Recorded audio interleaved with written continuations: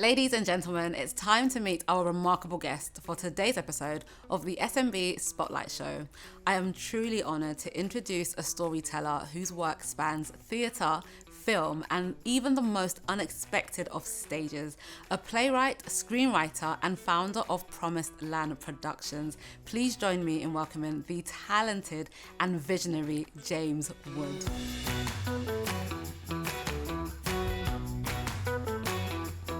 James is a writer with a clear voice and a deep commitment to authentic storytelling. With a background that includes theatre productions, short-form narrative work, and creative development for screen, his work is both expansive and thoughtful, often exploring themes of identity displacement and belonging. His writing credits include 94,000 in Berlin with Saturday Night Films, Independence Day, Marin County at the Old Court Theatre in Windsor, and The Wolves of St. Matthews at the Libra Theatre in Camden. His monologue, 3:42 a.m. in my notes app, was featured on the Beginner's Call podcast. And in a testament to his creative versatility, James even wrote a musical performed at London Heathrow Airport, later covered by the BBC. As a founder of Promised Land Productions, James is not only producing his own original work, but also building a platform for new and underrepresented voices in theatre and film. It's a venture rooted in artistic integrity and a belief in storytelling as a vehicle for connection, empathy, and change. Beyond the stage and screen, James is currently working on his debut novel and was recently invited to do a public reading from the manuscript, a testament to his growing recognition as a writer across multiple disciplines. In today's conversation, we'll explore his journey as a writer, the motivations behind Promised Land Productions, and what it takes to develop a sustainable creative career in 2025. James Wood, welcome to the SMB Spotlight Show. James, thank you so much for joining us today. I want to start at the beginning of your journey. Tell me a bit about your upbringing and your early childhood. Sure. So I've recently moved down to London. Okay. I originally was brought up in Suffolk, on the East Coast near Ipswich, and it was a pretty normal upbringing. My parents split up when I was quite young, so I was sort of spending most of my time going between my mum's and my dad's, and then I headed off to uni when I was 18. Met my girlfriend there, and now I've become a teacher and I work in West London. That's incredible. So with your childhood, would you say that kind of made you rebellious, or it made you creative, or it kind of led you to the world of storytelling? Yeah. I think both. Yeah. I think both. I mean, if my mum watched this, she'd get some some horrible flashbacks, because the rebellious thing was like I did used to hate going to school. Really? Yeah. Which Why? this is like going to become a therapy session, but I honestly I don't know. It was sort of when I was a teenager. I just started turning up at school in the morning, doing the morning register, and then I didn't even go. I went to town. I had the cinema cards you get where you can see unlimited films. Yes. Yeah. So but that technically you were investing in your future. Yeah. I didn't know it at the time, but I just didn't want to be in school.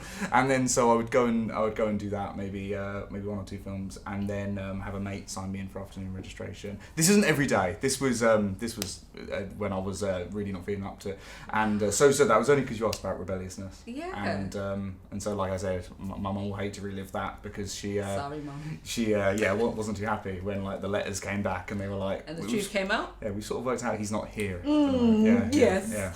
With regards to, not being in school, what was it about cinema that attracted you? Yeah. I mean, when I got this card, you've like sort of seen these ones where you pay amount each month and you can go.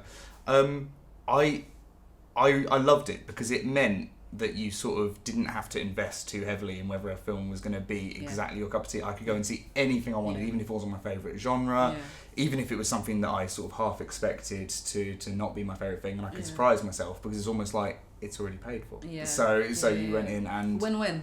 Yeah, exactly. Yeah, win-win. Would you say there were any books or films that made a lasting impression on you? Yes, absolutely. Really? I can tell you my favourite film of all time is Jack Black's School of Rock. Now, Me and Jack Black, we have a great relationship. I love him very much. Does he know about your relationship? Is that no? Okay. Yeah, no, absolutely, and that, you know, because right now I'm spending half my time trying to get this this theatrical business to sort of go up, and the other time I'm spending as a teacher.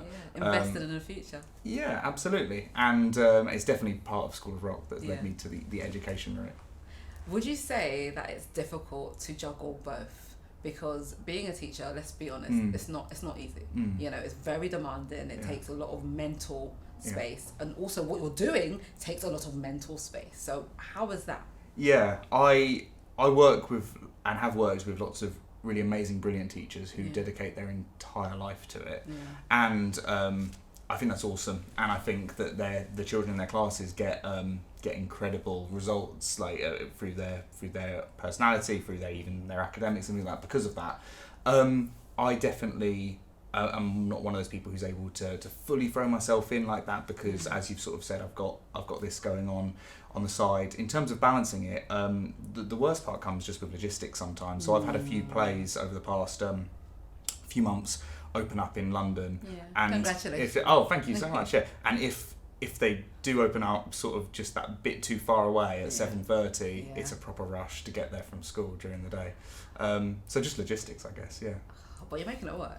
Yeah, just about. just about. Yeah. Do you think Jack Black would be proud? Oh wow, wow, yeah. Are you gonna have him jump out of there? Well, I didn't want to tell you this, but I saw a clip of that happening recently. There was some guy who was a mega fan, and yeah, he jumped out. It was really sweet. Would he be proud? Yeah, I'm sure he's proud of all people who are following their dreams. Well, that's what the film's about. That is absolutely. Like, I have seen the film. Being yourself. Like, yeah. And kind of encouraging that. And do you feel, obviously I know that you had a interesting school time, but do you feel like you had any teachers that encouraged you to be yourself and to kind of follow what it is that you're passionate about? Yes, absolutely. There were. I had some amazing teachers, and I won't say them by name just in case they don't want to be, but I'm only going to say positive things. I had a drama teacher who I still stay in touch with. He's awesome. And he was the one who really tried to push me into going down that theatrical route. When I was in sixth form, I had a philosophy teacher who just had this really relaxed way of his lessons. If you came in late to his lessons, he sort of didn't even mention it. He would give you a smile. Yeah. It was, but because he knew that by the time you're in sixth form, you got to put the effort in yourself. Yeah. Do you know what I mean? Yeah. And so we all obviously respected him hugely for it, and we all turned up on time. I had a history teacher as well. Who they just teachers invest so much time in you that you only realise it 10 years down the line how much work they were putting in. You got me thinking about my teachers. Did I reckon near them? I don't know. No, I'm joking. They all did great. But do you feel like the kids that you teach, I know you're not able to put as much into as you want to, but do you feel like they would say the same thing about you, just out of curiosity? I would hope so. Yeah. I definitely think, you know how, so I'm down in primary school, and there's a huge amount of pastoral care that you do down there, because I teach in a sort of deprived area of West London, and I know that a lot of my kids have turbulent home lives, and I know that a lot of my kids don't. Certainly all of my kids don't have the same experiences that I had growing up, and so because of that, I do try and make it that I'm not just there to teach them maths and English and reading, but taking those little like slots of time that we have to have chats with them. Answer their questions and things like that. Yeah, I hope they enjoy it. Makes an impact. So you are the future. Oh, yeah.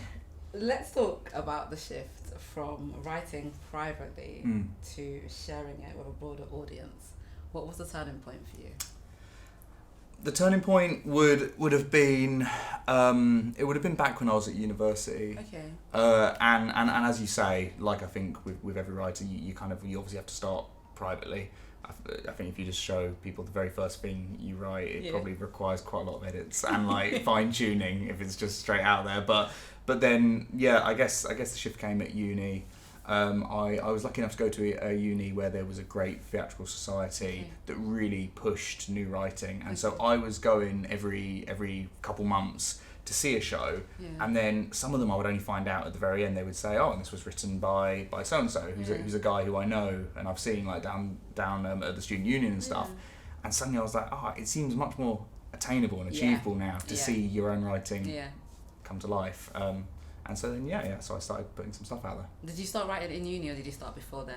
No, I started before, but I think just due to the age I was and being able to actually start understanding how to format a script and things like that, I would say at uni is when it became real. Yeah, I like that sense. It kind of starts making sense and it becomes something that you can actually do as opposed to just kind of like a distant dream. Exactly. Yeah. As a writer, how does it feel to release control to your actors? Oh yeah, whoa. Yeah.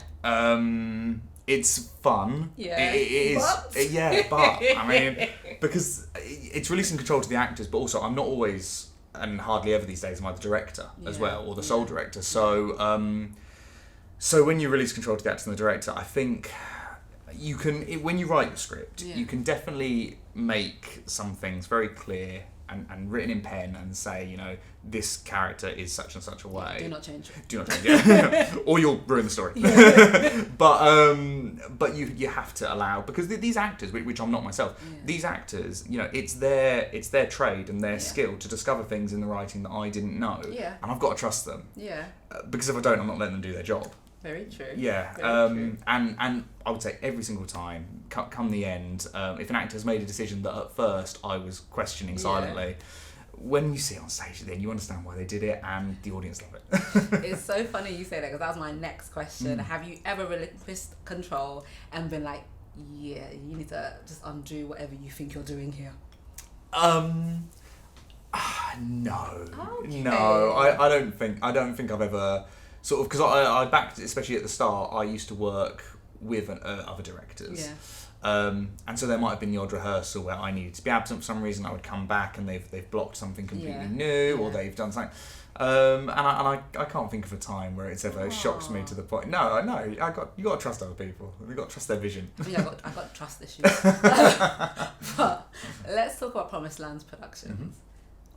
How? Why? What was the inspiration? Okay, cool. So the Promised Land has been going. It's really quite new. It's been going about a year and a half now, and it all came around because I had this new script that I was really excited about. Yeah.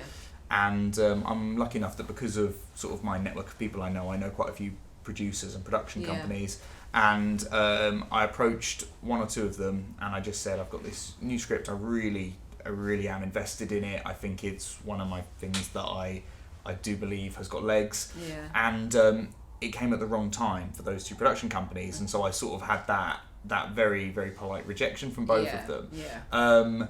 And I just wasn't ready to let go on it. Yeah. So I went home and I said to my partner... You said, no, it's not an option. Yeah, I said to my partner, I think I'm going to have to produce this myself. And she said, do you know how to do that? And I said, not really. Yeah. So I sort of did a little bit of research. I knew I needed to start a production company. I knew I needed to do things like that. And so Promised Land was born. That is so scary. Yeah, it is pretty scary. There must be moments of doubt, especially as a creative. How do you keep going? What keeps you pushing forward and persevering? Cool. I definitely agree with you. I think the moments of doubt with this, because it's such a new company, is something that, in terms of being the manager of this company and doing it all myself, I definitely have that imposter syndrome. Yes. Oh, all God. The time. Yeah, yes. I know that person very well. Yeah. I'm currently experiencing it quite heavily right now. So that's definitely the moments where I just sort of think to myself, you know, there are lots of people out there who are wanting to do similar things to me, and anytime I see a poster for another show that I'm seeing another production company do, and it's made to a more professional degree than my last one was, or I go and even watch a show from a company at the same level as mine, and it blows me away, that's when I get the doubt. And I shouldn't do. I should probably be inspired by them. Yeah. But I'm not. I go home slightly frustrated. I'm like, I enjoyed that so much. That was really cool. And so what keeps me going is probably, I'm just quite lucky that, like quite a lot of writers, writing is actually what I enjoy. Yeah. So it you know, unlike other types of work I've done in the past, this is something that I would do to relax. Okay. So I don't really need the drive to pick it up again. But don't you find that even more difficult? You know, they say that as people we should have a hobby that we do just for fun, that we don't have to worry about it making us money. Yeah. So because you enjoy writing and it's something that you can do, doesn't that feel even more stressful then? You're completely right. But luckily, I play the guitar as well, and you're multi-talented. No, but that's my one that I can just okay, so that's the one. I'm not out here trying to be like a pop Jack star. Black. Yeah, exactly. So because of that, you're completely right. That is my thing. That if I really need to just sort of like take an afternoon or something and not even think about Promised Land, like you say, not think about work. I'll pick up the guitar, and that's minimum stakes. That's so cool. Yeah. I've got a guitar and never used it. Oh, okay. So we'll just move on. I have enough. I can just like strum with just the knobs. Nice. But in the journey, obviously there are doubts, but there are also milestones. Which would you say have been yours when you're just like, actually, this is working? Yeah, that's a really cool question. I probably have like 3 big ones. Give me all of them. Okay. The first one would be at university when the first show that I pitched to the society, it got approved, and then it was all cast and it was rehearsed, and then opening night for that show, you know, a fairly small audience in comparison to other things, but like it was just, that was super special. But that was amazing, and then sort of like, I know it shouldn't be about this, but hearing the applause at the end. Of course, no, come on. It's affirming, isn't it? Yeah, it is. Yeah. And that was amazing, and that was definitely a sort of goosebump moment. And then getting the chance to afterwards go and hang out with the cast, go to the pub with my parents. They'd come to see it and stuff. That was lovely. So that was awesome. I think secondly, then the biggest audience I've had for a show was recently last year. We did a show in Windsor, at their theatre there, the Old Court. And tactically it was only a one night show, which just meant that the audience got massive. Do you know what I mean? Like if you spread it out over 5 days, then you got like 10 people one night. So it was one night, and this was the show that I was mentioning earlier that I had real high hopes for. Yeah. And that was just a great atmosphere. Really full room, full auditorium. It's like raked seating out to here, and I was sat right at the back, so that I could sort of like see the whole audience and watch them and watch the reactions show. Exactly. Well. Yeah. So that was really, really cool. And then probably the third major milestone that I've really enjoyed recently was getting one of my scripts picked up by another company in London, who then did absolutely everything for me. So I said yes, and then I sort of disappeared for 2 months. Had no idea what was going on. I think I sent like one nervous email saying like, "Hello." I hope knock. Exactly. I hope everything's still cool, and they gave me a sort of vague response, and I was like, "Oh my god!" Your heart must have been pounding. Yeah, absolutely. And I turned up on the night. I sort of I turned up a little bit early just because I wanted to meet them. Real. Honestly, check it's real, check it's happening. I was going to get mugged in a dark room, and then I went in and I watched it, and that was really special because I had no idea what was going to happen. I only knew the words on the page. And that was special too. I wouldn't mind doing that again in future, because it's almost like relieving to have no decisions to make after I've written it. It's like you've kind of birthed this child. And you'll watch it grow into whatever someone else thinks it's going to grow into. Yeah. I was going to say that when you were in the audience at Windsor, did you hear any audience reactions that were different to what you expected them to be? Yeah, definitely. I think, you know, I some characters I've written, for example, I know, because I know them so well, I know that maybe they're a quite sad character, maybe that their life hasn't gone the way they planned, and they've become this sort of tragic but comedic character. And then I watch the audience, and because the actors perform it so wonderfully and funny, I see them all belly laughing. And I think to myself, his life is sad. I'm like, to me, I see this character and I just want to like cry. But the audience almost doesn't understand that yet, and then I have to remind myself, well, it's because they don't know the full story. It's because they've not sat there and written it out. And I suppose as an audience you have the creative license to take what you want. You know, I can react how I want to. No, absolutely. And that's what's really cool about art. The artist puts it out there, but then it's how it's received that makes it different. But isn't that just such a special relationship to have?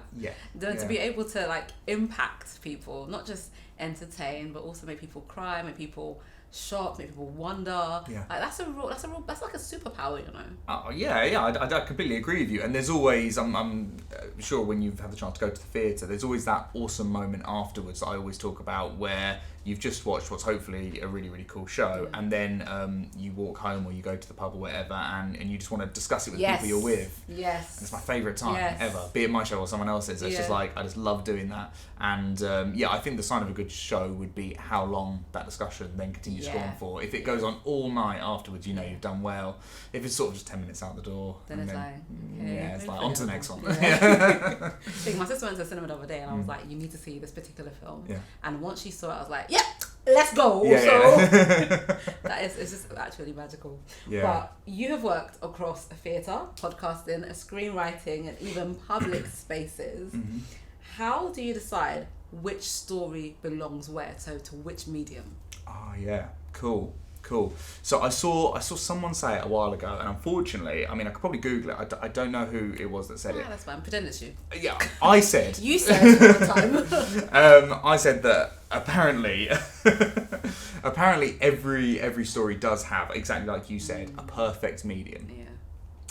And when I was a kid, I didn't really fully buy into that, because I thought to myself, I love reading Harry Potter, but I also love watching the film. Yes. But then do you see recently, I say recently, it's probably about 10 years ago now, there's that play that's come out on Tottenham Court Road. Oh yeah, The Cursed Child? Exactly, yes. yeah. And it's not been picked up really great, like people don't love it.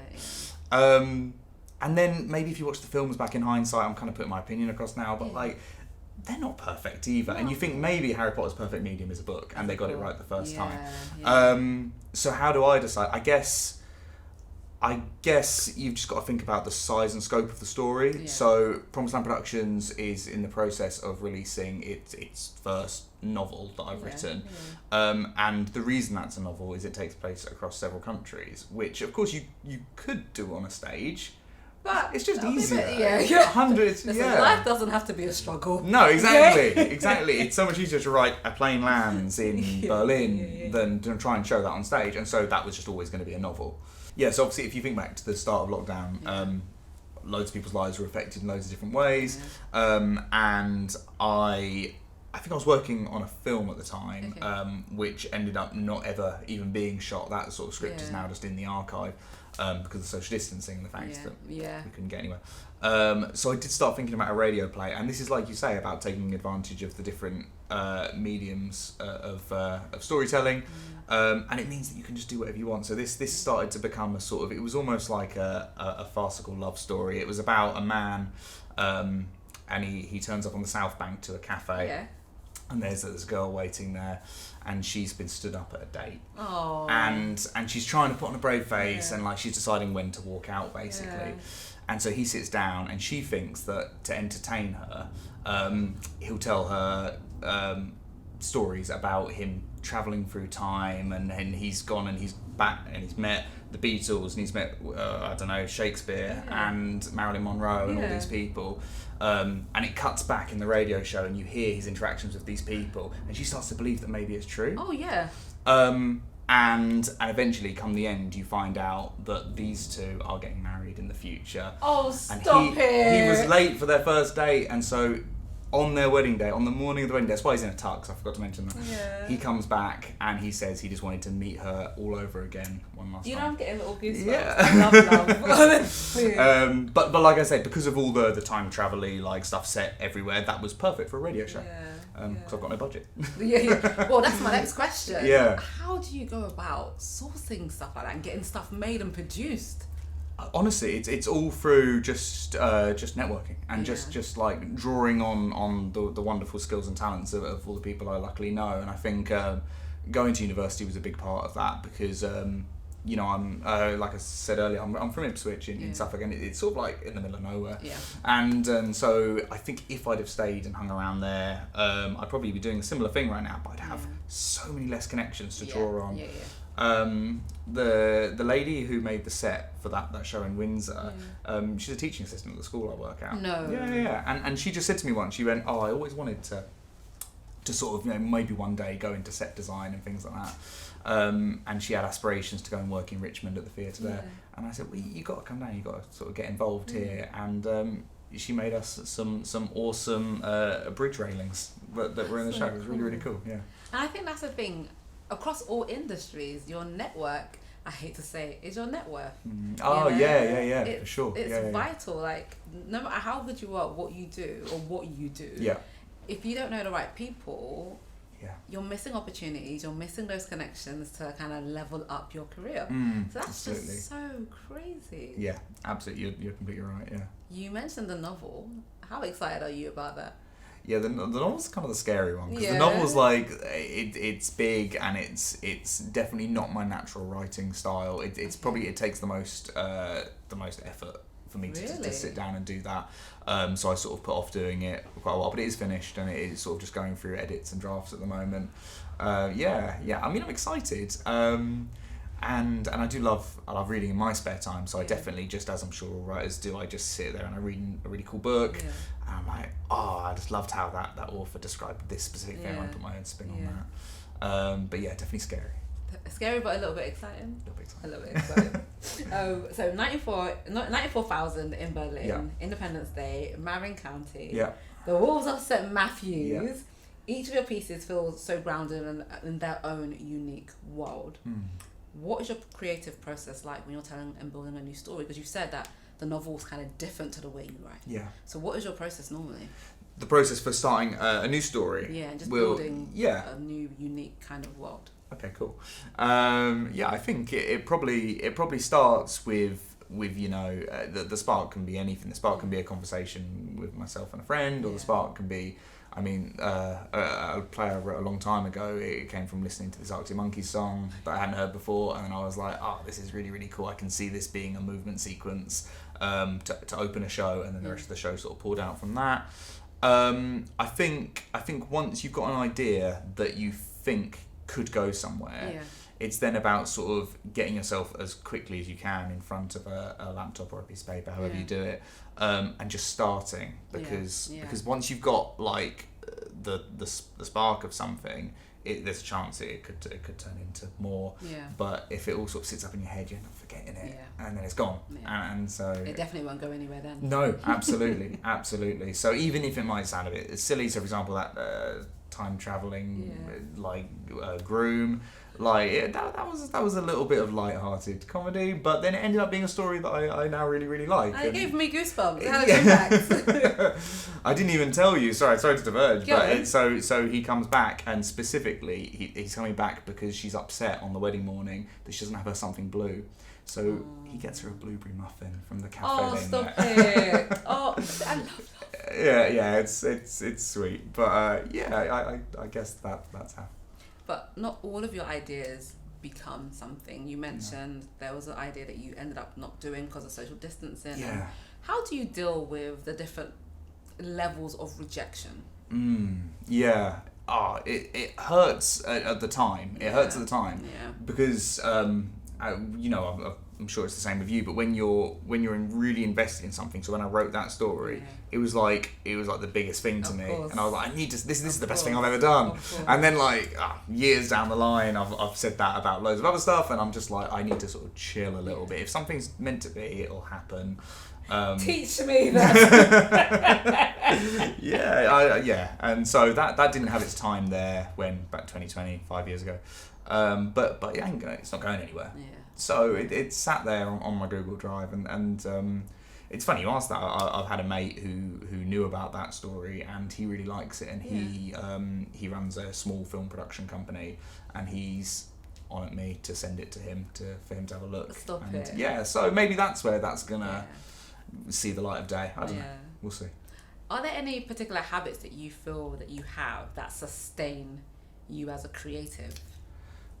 I think probably for me it's just, and obviously I'm quite lucky to be able to do this, to live near London and to do that, but I think it's just going and seeing as much other, be it theatre or film or musicals. I like musicals. Seeing as many as possible, because like we mentioned earlier, that gives you the drive to say, I want to do something like that, but also you're just in awe of these professionals putting on a really good show. And inspired as well, isn't it? It's just like, okay, and it almost keeps you on your toes. Yeah. Absolutely. There's a theatre in Sloane Square. Yeah. The Royal Court. Yeah, I was there for a one-woman show in December. Okay, cool. with my little sister. Is it good? Yeah.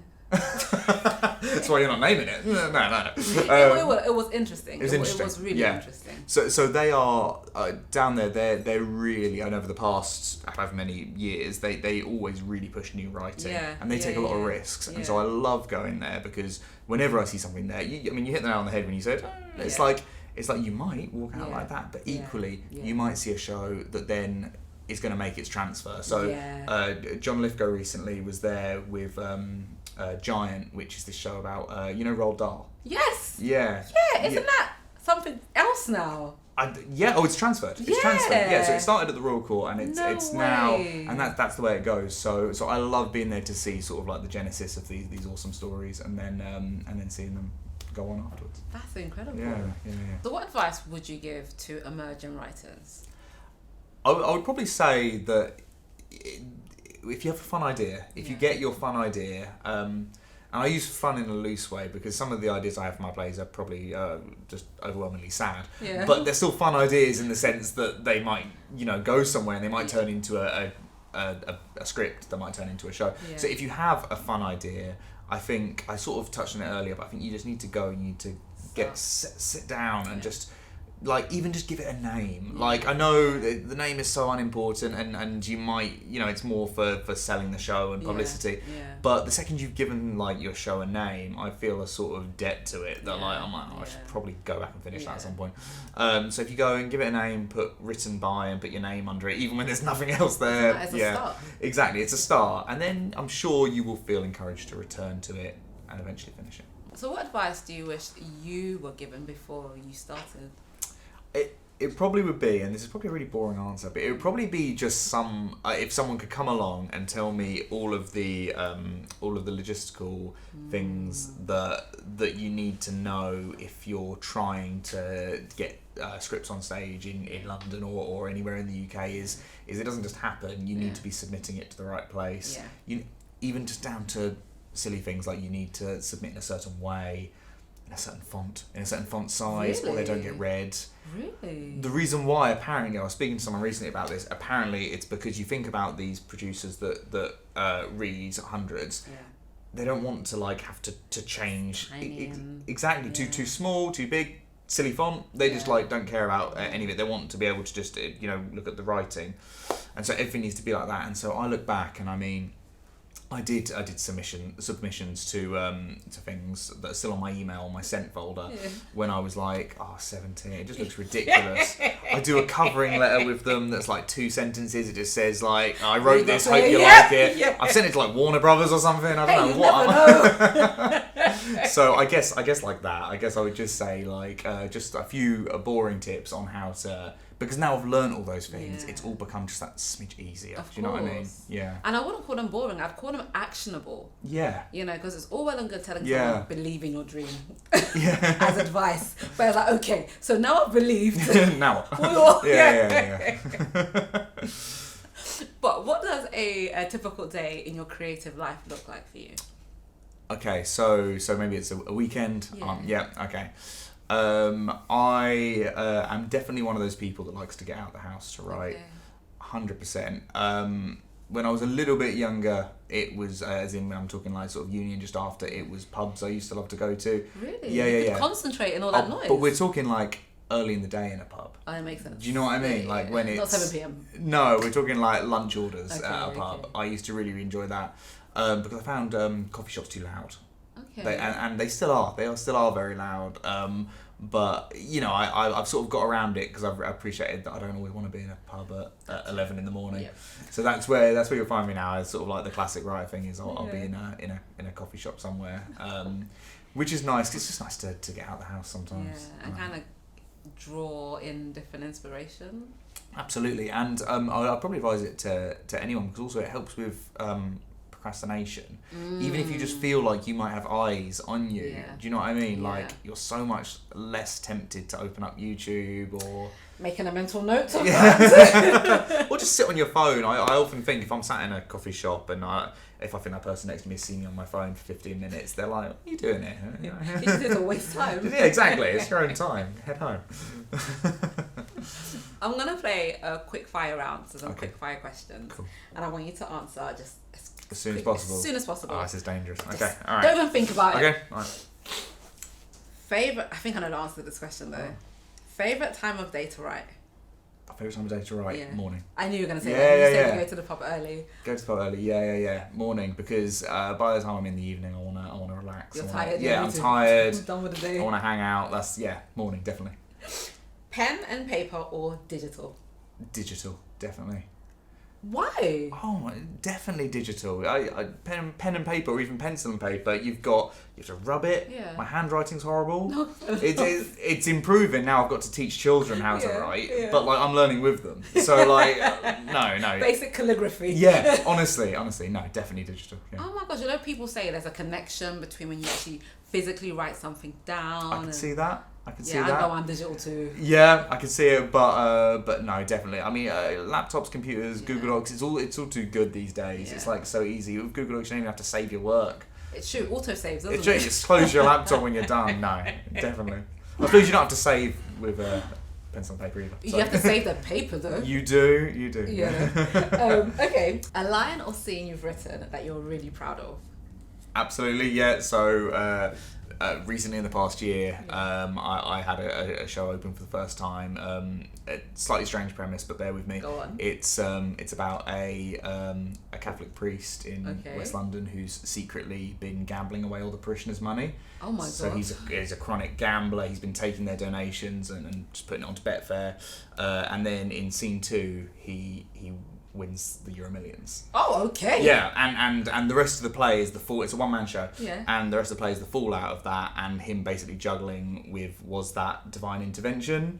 Was because he is still a believer, or was it damnation because gambling is a sin in the Catholic? Anyway, so my favourite scene comes very quickly after that when he praises Hallelujah and then this like quite heavy EDM track kicks in and the lights will start flashing and he does this lip synced dance. You're supposed to slightly wonder whether the congregation can see it or not, or whether it's in their heads, whether it's in his head, I don't know, to like a Chemical Brothers song. And yeah, I really enjoy it. I enjoyed watching it. The actors perform it was really, really fun. So where did you get the inspiration for that from?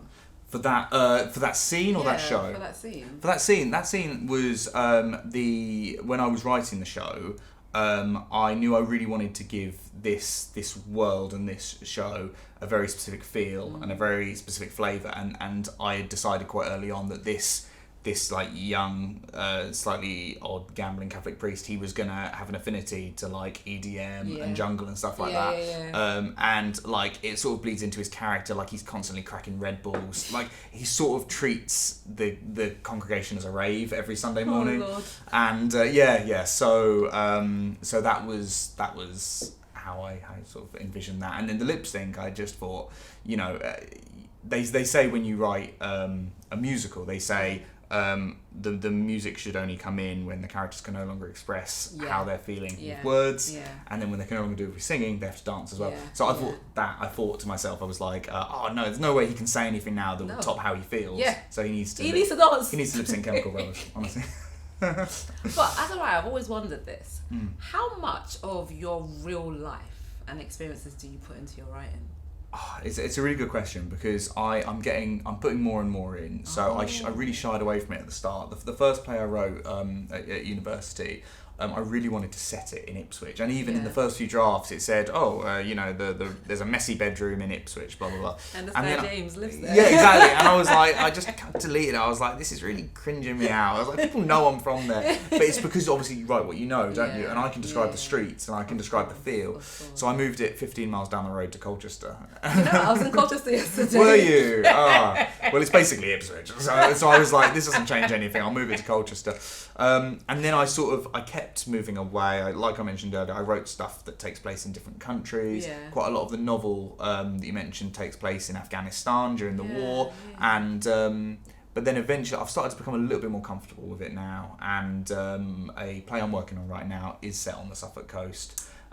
It's a fun one. It's about a man who's refusing to leave his home, which is crumbling into the sea, which is a real issue that's happening in Suffolk at the moment. Coastal erosion is crazy. People are importing like giant boulders from Norway to try and save their homes, but there's this older Suffolk gentleman who is refusing to leave. Anyway, so I'm sort of definitely steering more into my roots now. Yeah. So then you sound like you're constantly full of ideas, constantly writing. But what happens when writer's block? Do you know what? I think if and when I do get writer's block, it's once again probably a boring answer, but it's just not an issue because this is what I'm trying to push my writing, and it's what I really love doing. It's really what I want doing. But at the end of the day, Monday to Friday, I do have to be in school teaching children, and so writer's block probably means those kids just get set a bit more homework that way. Oh, do you know what? I just realised that's not all for the kids though, isn't it? Yeah. That needs more work for them. Yeah, exactly. They hate it when I get writer's block. Do they know that you're a writer? They do, because I write for them as well. So incredible. so I've made two musicals for them. One of them we're still in rehearsals now. They're going to be doing it. That is so cool. Oh yeah, thank you. I probably should have mentioned it among my prouder moments, because they are like they're awesome and they're really, really special. The one I did last year, it was called Trapped in Terminal 3. Yeah. Okay. Heathrow. Exactly. So my kids, they all live by Hounslow West. Yeah. So they're all literally a stone's throw from it, and so I thought I'd write them a story set in their local area.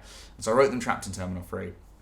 It's about a young girl who gets on the wrong plane. She lands in Heathrow, and she gets chased around by this border control officer who wants to sort of catch her and send her back. Yeah. But anyway, so and then she meets this other girl who's a barista working at the airport, but she really wants to become a pilot. And so they work together, and then by the end, all of the people that have been buying coffee off this barista for the past however many years, they agree to forgo coffee for a year and put all of that money to let her pay to go to British Airways pilot school. The kids got the invite to go along and perform I think it was the opening number or a couple of songs from the musical in Terminal 3. We were sort of hosted by Emirates. They came along and gave the kids all goodie bags. And then BBC News were there, and it was all so special for them, and obviously they still talk about it. Of course. The problem is topping it this year, because all my current kids know about that, obviously. Oh gosh. How do you top that though? Well, I am doing it in a way. I'm not topping it. I'm at least trying to meet it. Okay. So this current musical that they're doing is all set in the Natural History Museum, and it's about children that. Once again, I clearly have this thing about children being stuck somewhere, because they're trapped in it overnight, and they sort of have an adventure overnight. But I have already spoken to the Natural History Museum, and we are taking the children there to. That's incredible. Yeah. So that'll be really nice, and the giant whale skeleton, Hope the whale. Yeah. So she's actually a character in the story. So she comes to life. Her spirit sort of comes to life. So I'm thinking we might have the children maybe perform one of their songs underneath Hope or something like that. I think it'd be really nice. Yeah. James, this next question I think really does encapsulate who you are to me, right? Legacy. Because the things that you're creating, not just with Promised Lands Productions and your writing, but even the way you're influencing these kids at school. Yeah. It's phenomenal. Oh, thank you. What kind of legacy do you want to leave behind? Yeah, thank you. That's really, really kind. I think just, like I said, I do this writing, and I've started Promised Land Productions just because it's what I love to do. Yeah. I know that if it was a case of I really wanted to go out there and make money, I probably wouldn't be doing specifically this. There are other avenues you can go down. So it's definitely not that. It's probably a legacy. I one day hope to have children myself, and I think the ability to share some of my stories with them, especially those ones that are more child-oriented. Friendly? Yeah, exactly. Maybe not the gambling priest. No. No. But yeah, to be able to share it with them, and then just be able to say, Dad, tell us that one that you wrote. Yeah. That would be an awesome legacy. Yeah. And that lives on, doesn't it? Yeah, absolutely. Yeah. Oh, thank you so much for joining me today. Yeah, thank you. But where can people find you, reach out to you, collaborate with you, book you, work with you, do everything with you? So at the moment that's going to be mainly either on X. Yes, or, I keep calling it Twitter. Yeah, X or Instagram. I'm pretty mobile on both, Okay. and I'll answer that. So we're at promised_land_productions. James, it's been a huge pleasure. Thank you so much, and good luck with the novel. Oh, thank you so much. Yeah, thanks for your time. And that's it for this season of the SMB Spotlight Show. If you are a business and you'd love to be featured, be sure to reach out to Affordable Socials, and we'll catch you next season.